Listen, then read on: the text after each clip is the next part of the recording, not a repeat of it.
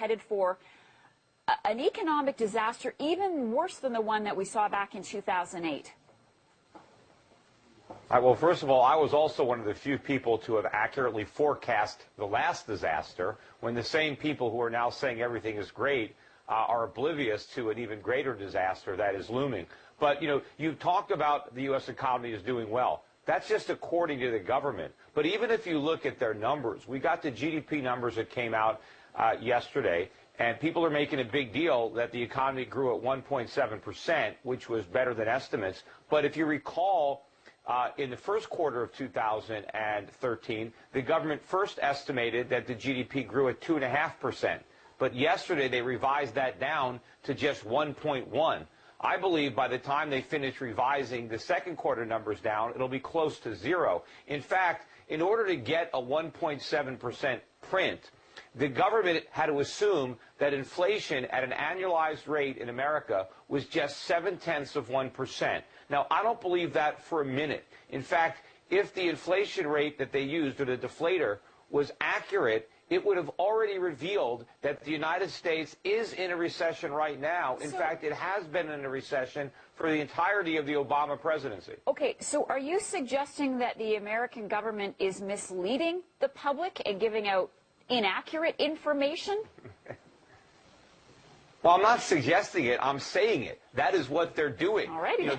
That's how the government designs these numbers. They're deliberately designed to paint a rosier picture of the economy. Every time they go and change the methodology, they do it in a way that's more favorable. So when they measure inflation, they get a lower number. When they measure unemployment, they deliberately get a lower number. When they measure GDP, they get a higher number. Right? It's not really information. It's more like propaganda.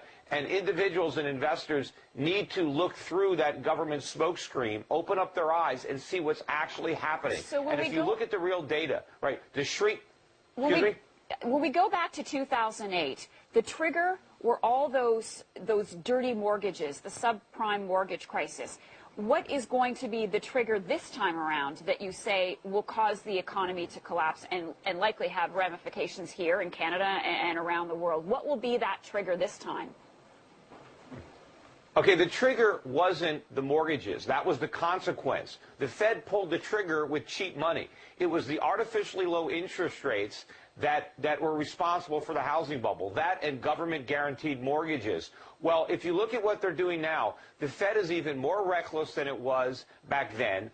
The government is even more involved in propping up the housing market now than it was back then. So together, the government and the Fed have inflated a much bigger bubble than they did last time.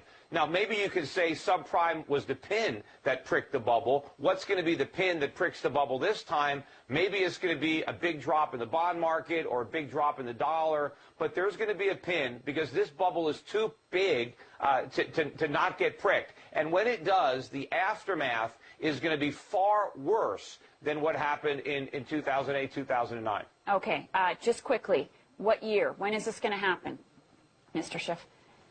Well, again, when people were asking me that question in 2004 and 2005, I couldn't give them a definite year. I just knew that it was coming because I understood the fundamentals. And as I tried to mention a bit earlier, if you look at the fundamentals, if you look at the contracting labor force, the declining use of energy, the explosion of poverty in America and an income inequality, all the record numbers of people on food stamps and on disability, all the part-time jobs that are now... economy crashed and it has not been able to pick itself back up. Well, it's actually in the process of crashing. Okay. And the real... So if it started here, are we here or here? No, we're still, unfortunately, we're still closer to the top. Okay.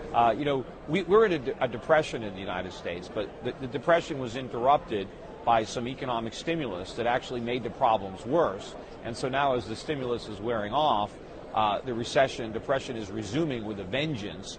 And it's because, the government is interfering with the correction. If you read my book, How an Economy Grows and Why It Crashes, it explains how government policy from the Federal Reserve, Fannie and Freddie, how that distorts the free market and creates these bubbles that inevitably have to bust. And then the government, instead of allowing the market to correct the damage, comes in and creates even more. Lay out for us the Republican portion of the blame, the kind of the policies under Bush and the Republican Congress. What was going on there, and then what's happened since we've had a new regime take over? Both parties have spent recklessly, run up deficits, increased the size of government, increased the amount of taxation. So both parties have blood on their hands. I mean, the Republicans have better rhetoric as far as talking the talk, but they don't walk the walk, and neither do the Democrats. That's why we need a real change in the Republican Party. Maybe that is beginning here with the Tea Party movement.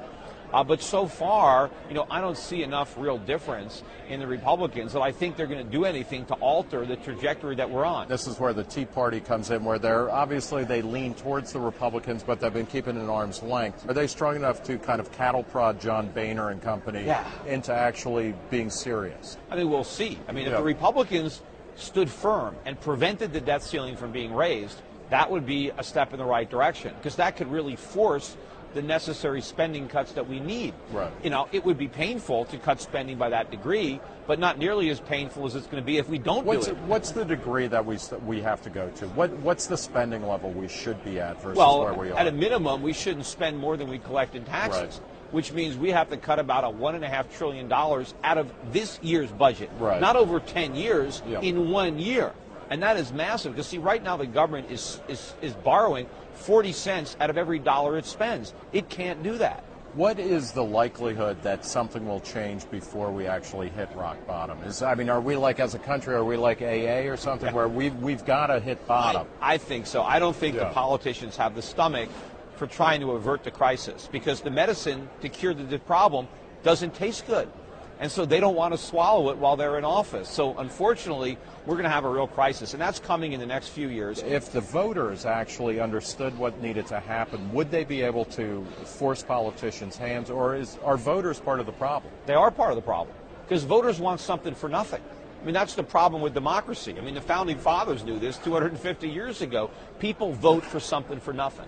So politicians get elected promising to give things to people. And so people want stuff for nothing, and that is the problem. If that's part of human nature, it really can't be solved, really. But how do we minimize the distortions that go into the economy that lead to a crisis that then call for more distortions? Well, we did it for a while with the Constitution, which limited the power of government. But over time, government broke free of the chains of the Constitution. That's the way Thomas Jefferson defined it. So we need to reimpose constitutional law and restrictions on the government. And hopefully, when we have this economic crisis that's coming, what we had in 2008, I mean, that was the warm-up. I mean, the main event is coming, and it's going to be brutal. It's going to be a collapse in the dollar that sends prices for consumer goods through the roof, interest rates through the roof, massive unemployment, much worse than we have now.